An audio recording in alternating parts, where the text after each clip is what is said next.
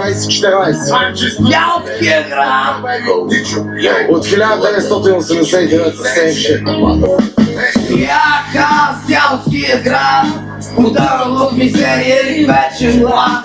Стоях там и се молех на Бог, нашите кошмари да ги будрят в ток. Стоях аз, Бялския град, потънал в мизерия и вечен глад.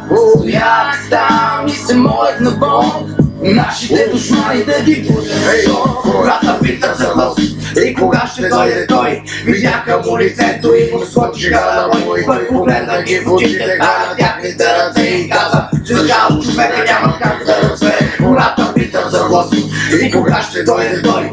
Видяха му лицето и му скочиха на бой. Той погледна ги в очите, хвана тяхните ръце и каза: за жал човека няма как да разбере. Кажи ми, нямам ли право да гледам само направо, да гоня моите цели, да движа моето тяло, да имам моите победи, кръвта ми вяла, че бяла. Тук се чувствам на място, това е моята държава. Без значение дали си филк или мил, пушил или пил, билк или лил, ти бял или мил. С тях на твоя грил да опутам петата, да го давам по-шил. Бях аз, Бялския град, потънал в мизерия и вечен глад.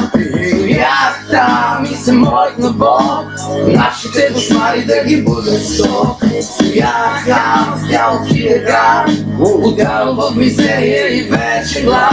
Стоях там и се молех на Бог, нашите кошмари да ги будят в ток. Супергерои, пространски, емигранти, трафиканти, стимуланти, силиконови импланти, медийни гиганти, от гранде, по-гранде. Няма какво да стане, няма кой да падне, парите ни да нямат край. Дай Боже, дай да не бягаме от този рай. Дай Боже, дай да живееме по 100 години. Дай Боже, дай